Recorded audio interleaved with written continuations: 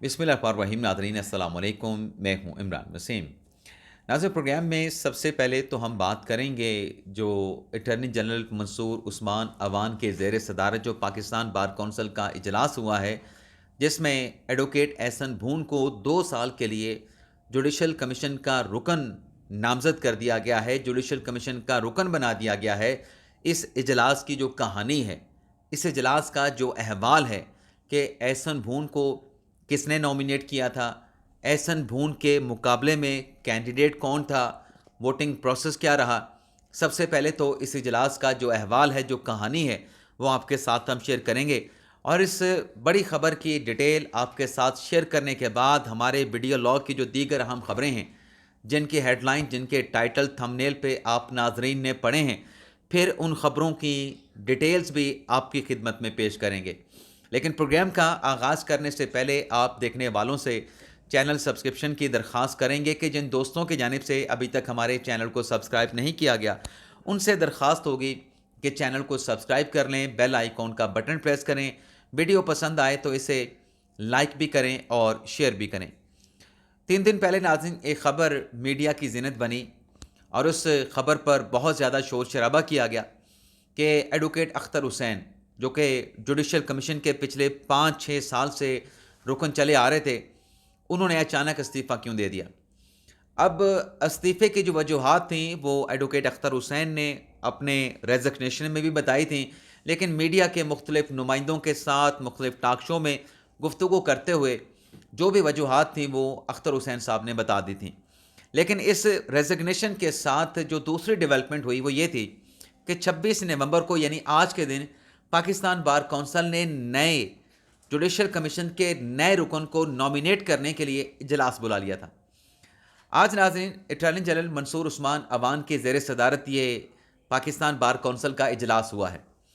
अब आप सवाल पूछ सकते हैं कि अटॉर्नी जनरल साहब ने इस इजलास की सदारत क्यों की। तो नाज़रीन, कानून के मुताबिक जो भी अटॉर्नी जनरल हो वो ऑटोमेटिकली पाकिस्तान बार कौंसिल का चेयरमैन भी होता है। आप सुनते होंगे vice chairman Pakistan bar council, लेकिन आपने कभी चेयरमैन का नाम नहीं सुना होगा।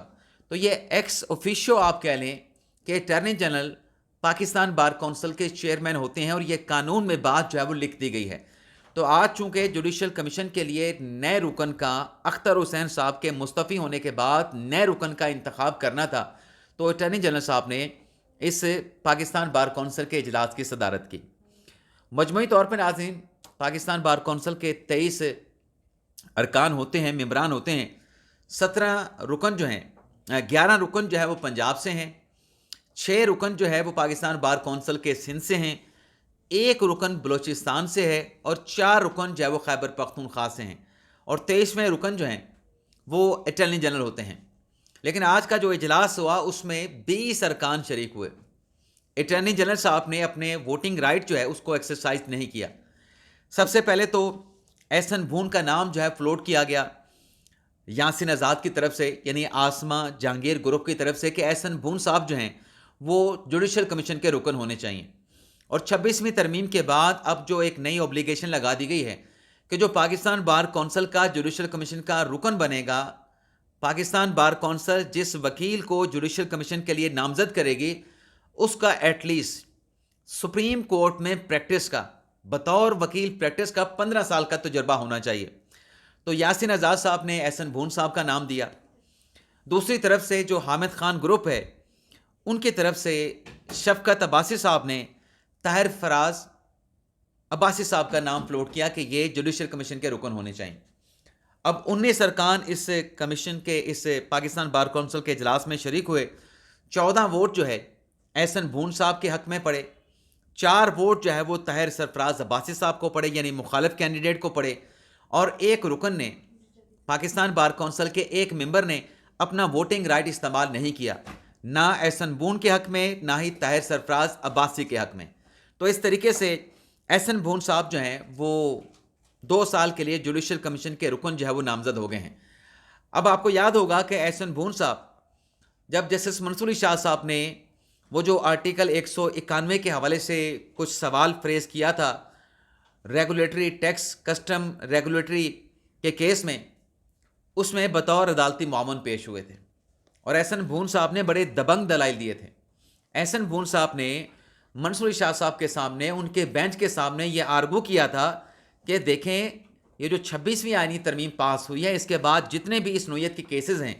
چاہے آرٹیکل 191A کی تشریح کا سوال کیوں نہ ہو، یہ کانسٹیٹیوشنل بینچ میں جائیں گے اور یہ کیسز آٹومیٹکلی وہاں پہ ٹرانسفر ہوں گے. آپ کا بینچ، مائی لارڈ منصور شاہ صاحب، آپ کا بینچ، یہ احسن بھون صاحب نے کہا آپ کا بینچ یہ کیس نہیں سن سکتا. لیکن بہرحال جو بات اس پہ ہوئی، جو فیصلہ ہوا، وہ ایک الگ بحث ہے. لیکن آج احسن بھون صاحب کو جو ہے وہ جوڈیشل کمیشن کا 2 سال کے لیے جو ہے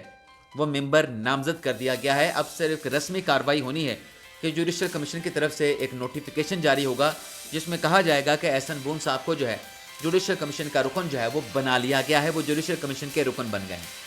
اب آتے ہیں ناظرین، جو عمران خان صاحب سے متعلق جو بڑی خبر ہے، فیصل واڈا نے پیش گوئی کیا کی تھی، مولانا فاضل الرحمان صاحب نے کیا کھڑا کیا ہے. اور آج آپ جانتے ہیں ناظرین کہ حکومت مخالف تحریک چلانے کے لیے اپوزیشن کی جو سیاسی جماعتیں ہیں ان کا ایک 2 روزہ سیمینار کہہ لیں یا 2 روزہ کانفرنس جو ہے وہ بلائی گئی تھی، جس میں شاہد کاکان عباسی صاحب نے، محمود اچکزئی نے، ہمارے بہت سارے صحافیوں نے تقریریں کیں، بڑی گرما گرم، بڑی تلخ، بڑی تنقیدی ان کی جانب سے خطابات کیے گئے، اسپیچز کیے گئے. لیکن ناظرین اب اس میں جو عمران خان صاحب کا پلان جو تھا، جو خان صاحب کو مختلف سیاسی رہنماؤں کی جانب سے مشورے دیے گئے کہ آپ دیگر سیاسی جماعتوں کو بھی اپنے ساتھ ملا کے حکومت مخالف تحریک چلائیں. پی ٹی آئی کی اگر اپنی بات کی جائے تو تحریک انصاف نے 8 فروری 2024 کے الیکشن کے بعد، ہم 8 فروری 2024 کے الیکشن سے پہلے کی بات نہیں کر رہے، 8 فروری 2024 کے الیکشن کے بعد جتنے بھی پروٹیسٹ کرنے کے تحریک انصاف کے فیصلے سامنے آئے یا لانگ مارچز کے فیصلے سامنے آئے، ریلیاں نکالنے کے فیصلے سامنے آئے یا عوام کو سڑکوں پہ نکالنے کے جتنے بھی تحریک انصاف نے فیصلے کیے، ہم نے یہ دیکھا کہ عوام اس طریقے سے عمران خان صاحب کی کال پہ سڑکوں پہ نہیں نکلی جیسے 8 فروری 2024 کے الیکشن سے پہلے سڑکوں کو تحریک انصاف کے کارکنان کی جانب سے، تحریک انصاف کے سپورٹر کی جانب سے عمران خان کی کال پہ لبیک کہتے ہوئے گرم کیا جاتا تھا. یعنی یہ ہر بار ناکام ہو گیا لوگوں کو حکومت کے خلاف سڑکوں پہ نکالنے کا. اب خان صاحب کو مشورہ دیا گیا کہ اپوزیشن کی جماعتوں کو اپنے ساتھ ملا کے اور خاص طور پہ مولانا فضل الرحمان صاحب کو اپنے ساتھ ملائیں تو آپ کے جو نمبر ہیں وہ بڑھ سکتے ہیں. اب ناظرین سب سے پہلے تو جو شاہد کاکان عباسی صاحب اس تحریک میں شامل ہوئے، میں تو یہ سمجھتا ہوں کہ اس الائنس کی جو بنیاد ہے وہ بنیاد ہی غلط ہے. اس لیے یہ الائنس حکومت کے خلاف بن نہیں سکتا. جب بن نہیں سکتا تو پھر چل بھی نہیں سکتا. اس کی وجوہات ہیں. اب 2024 کے الیکشن میں دھاندلی کیا الزام تو لگایا جاتا ہے، لیکن 2018 کے الیکشن میں جو کچھ ہوا وہ تو روز روشن کی طرح عیاں ہیں. موجودہ حکومت تو پارلیمانی کمیٹی بنا کے 2024 کے الیکشن کا آڈٹ کروانے کے لیے تیار ہے، جس پر پاکستان تحریک انصاف رضامند دکھائی نہیں دیتی. لیکن عمران خان صاحب نے جب 2018 کے الیکشن کا آڈٹ کروانے کے لیے پارلیمانی کمیٹی بنائی تھی، اس کا ایک اجلاس کے بعد 4 سالوں میں دوسرا اجلاس عمران خان صاحب نے نہیں ہونے دیا تھا.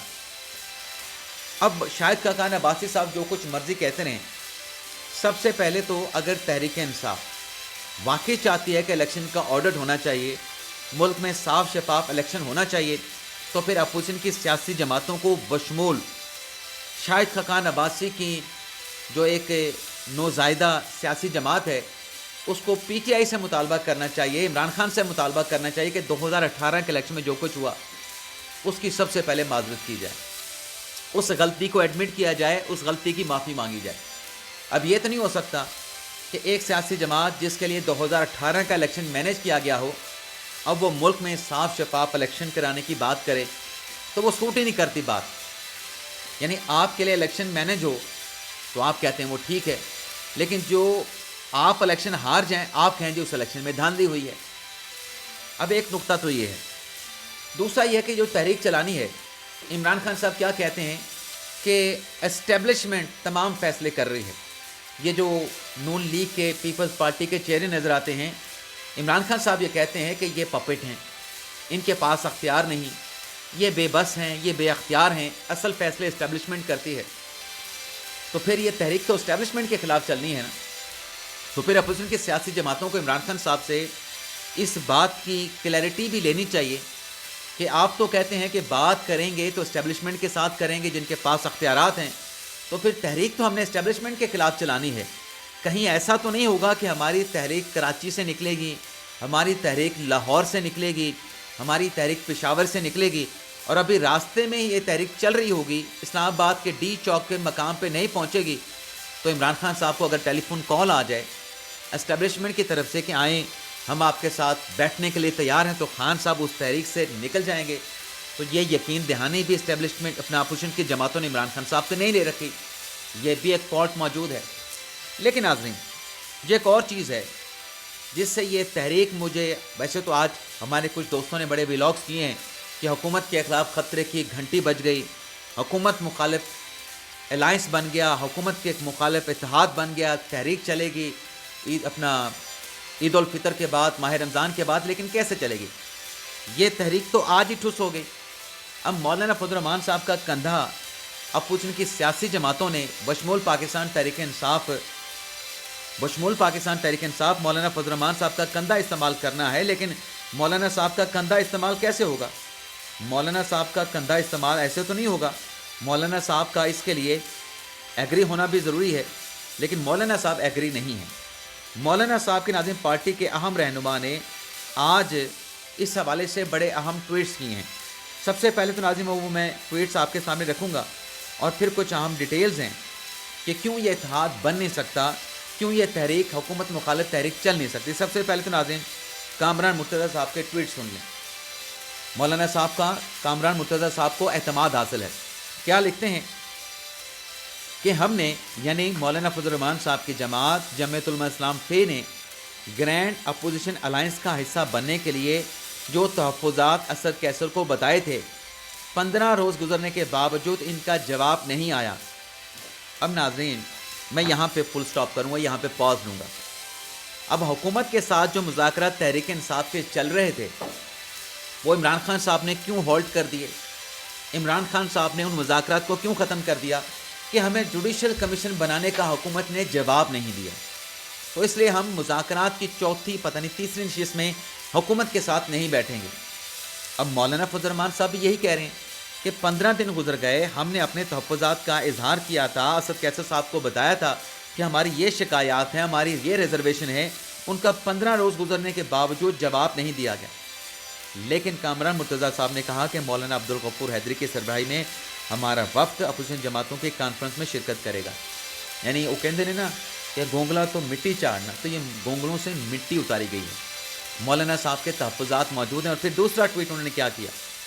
کامران مرتضیٰ صاحب دوسرے ٹویٹ میں لکھتے ہیں، ہم نے پی ٹی آئی کے ساتھ ورکنگ ریلیشن شپ تو بنا لیا ہے، لیکن جب تک ہمارا ورکر اور قیادت مطمئن نہیں ہوتی ہم آگے نہیں بڑھ سکتے۔ یعنی مولانا فضل الرحمان صاحب تحریک انصاف کے ساتھ سیٹسفائیڈ نہیں ہے، تحریک انصاف کے ساتھ مطمئن نہیں ہے، اور اس اطمینان کو مولانا فضل الرحمان صاحب کی جماعت نے اپنے ورکرز کے اطمینان کے ساتھ بھی مشروط کر دیا ہے۔ تو مولانا صاحب تو 26ویں ترمیم پاس کرانے میں بھی پیش تھے، سب سے آگے تھے، حکومت کو ووٹ بھی دیا، حکومت کو سپورٹ بھی دی، تو مولانا صاحب ان کے ساتھ کیسے چلیں گے؟ ہاں کچھ نکات کے اوپر ان کا اتحاد ہو سکتا ہے، لیکن آج کے ان ٹویٹس کے بعد مولانا صاحب بظاہر ایسا لگتا ہے کہ ان کے الائنس کا حصہ نہیں بن رہے۔ اب مولانا صاحب کی شکایات کیا ہیں، ریزرویشن کیا ہے؟ کے پی کے حوالے سے تو آپ کے سامنے ہیں۔ مولانا صاحب کہتے ہیں کہ کے پی کے میں میرے خلاف دھاندلی کرائی گئی ہے، تو کریں نا کے پی کے کی حکومت کو تحلیل، کے پی کے کی اسمبلی کو ختم کریں، حکومت کو ختم کریں، تو پھر مولانا صاحب کو ہو سکتا ہے کہ جو تحفظات ہیں وہ دور ہو جائیں، اور یہ بنتا بھی ہے، کیونکہ مولانا صاحب کا جو دھاندلی کا کیس ہے وہ تو ہے ہی خیبر پختونخوا میں تحریک انصاف کے خلاف، کہ تحریک انصاف کے لیے وہاں پہ دھاندلی کی گئی ہے۔ تو فیصل واڈا صاحب نے جو پیشگوئی کی تھی وہ یہ تھی، حکومت کے لیے تو خطرے کی گھنٹی مجھے بجتی نظر نہیں آ رہی، چاہے ہمارے کچھ یوٹیوبرز، ہمارے صحافی یہ دعویٰ کرتے رہیں، لیکن تحریک انصاف کے لیے اچھی خبر نہیں ہے۔ اور فیصل واڈا نے یہ پیشگوئی کی تھی کہ عید کے بعد کوئی الائنس بنتا ہوا نظر نہیں آ رہا، کوئی الائنس کا جتنا بھی یہ پروگرام بنا رہے ہیں اس پروگرام کا دھڑن تختہ ہو جائے گا۔ تو فیصل واڑا صاحب کی پیش گوئی تو بظاہر درست ثابت ہوتی نظر آ رہی ہے۔ اس کے علاوہ ناظرین اگلی جو خبر ہے ناظرین تحریک انصاف کا جو دوہرا معیار ہے وہ منظر عام پہ آ جائے۔ اب جب ارکان اسمبلی کی سینٹ ارکان کے ساتھ ساتھ جو قومی اسمبلی کے ارکان کی جو تنخواہیں بڑھی تھیں اس پر تحریک انصاف نے بڑا شور کیا، بڑا شرابہ کیا کہ یہ ارکان کی تنخواہیں کیوں بڑھا دی گئیں۔ اب ناظرین ایک طرف آپ ان تنخواہوں کے اضافے کے اوپر اپنا کیس، اپنا بیانیہ، شور شرابہ، احتجاج کر رہے ہیں، دوسری طرف ناظرین حقائق یہ ہیں کہ اب تک تحریک انصاف کے کسی بھی رکن نے، چاہے وہ قومی اسمبلی کا رکن ہے، چاہے وہ سینٹ کا رکن ہے، کسی کی طرف سے یہ انٹیمیشن سیکٹری سینٹ یا سیکٹری قومی اسمبلی کو نہیں دی گئی کہ ہم تنخواہوں میں اضافہ نہیں لیں گے، ہمیں پرانی تنخواہ دی جائے۔ ابھی صرف واحد وزیر قانون تارڑ صاحب نے سیکٹری سینٹ کو آگاہ کیا ہے کہ مجھے تنخواہ میں اضافہ نہیں چاہیے، پرانی تنخواہ کی انہوں نے بات کی، یعنی پرانی تنخواہ تھوڑی ہے، زیادہ ہے، وہی مجھے ملے گی، مجھے اضافہ نہیں چاہیے۔ تو تحریک انصاف والوں کو اگر ارکان پارلیمان کی تنخواہوں میں اضافے پر اعتراض ہے، تحفظات ہے، شکایت ہے، تو پھر سیکٹری سینٹ کو جا کے آگاہ کر دیں کہ ہم بھی اضافی تنخواہ نہیں لیں گے۔ یعنی ایک طرف آپ کا شور شرابہ ہے، ایک طرف آپ کا پروٹیسٹ ہے، ایک طرف آپ کا بیانیہ ہے، دوسری طرف جو ہے آپ اس اضافے کو گلے بھی لگا رہے ہیں۔ تو یہ پاکستان تحریک انصاف کا دوہرا معیار ہے۔ اس کے علاوہ ناظرین جو آخری خبر آپ کے ساتھ ہم نے شیئر کرنا ہے، 26 نومبر کا جو آپریشن ہوا جس پر تحریک انصاف کا ایک سٹانس ہے، ایک بیانیہ ہے، ایک موقف ہے کہ جی ہمارے لوگ جو ہے وہ زخمی ہوئے، ہمارے لوگ جو ہے اس میں جو ہے وہ جاں بحق ہوئے، شہید کر دیے گئے۔ اب اس سلسلے میں ناظرین ایک درخواست جو کہ 22A کی FIR کے اندراج نہ ہونے کے خلاف عدالت میں دائر کی گئی تھی شہری گل خان کی جانب سے، جو کہ بعد ازاں عدم پیروی پہ، گل خان کی عدم پیروی پہ عدالت نے درخواست کو خارج کر دیا تھا، لیکن پھر وہ اپیل میں چلے گئے۔ اپیل میں ناظرین آج جج افضل منجوکا صاحب نے اس کیس کی سماعت کی ہے، اور گل خان کا کہنا یہ ہے کہ 26 نومبر کے آپریشن میں اس کا بیٹا مبینہ طور پہ قتل ہوا، تو لہٰذا مقدمہ درج کروانا چاہتا ہوں وزیر اعظم شہباز شریف کے خلاف، وزیر اعلیٰ پنجاب مریم نواز کے خلاف، وزیر داخلہ محسن نقوی کے خلاف ہمارا یہ مقدمہ درج نہیں ہو رہا۔ تو اس پہ ناظرین آج افضل منجوکا صاحب نے کیس کی سماعت کرنے کے بعد 5 مارچ کے لیے شہباز شریف کو، مریم نواز کو، محسن نقوی اور دیگر فریقین کو نوٹس جاری کر کے ان سے وکالتاً جو ہے وہ جواب طلب کر لیا ہے۔ اجازت چاہتے ہیں ناظرین، اللہ حافظ۔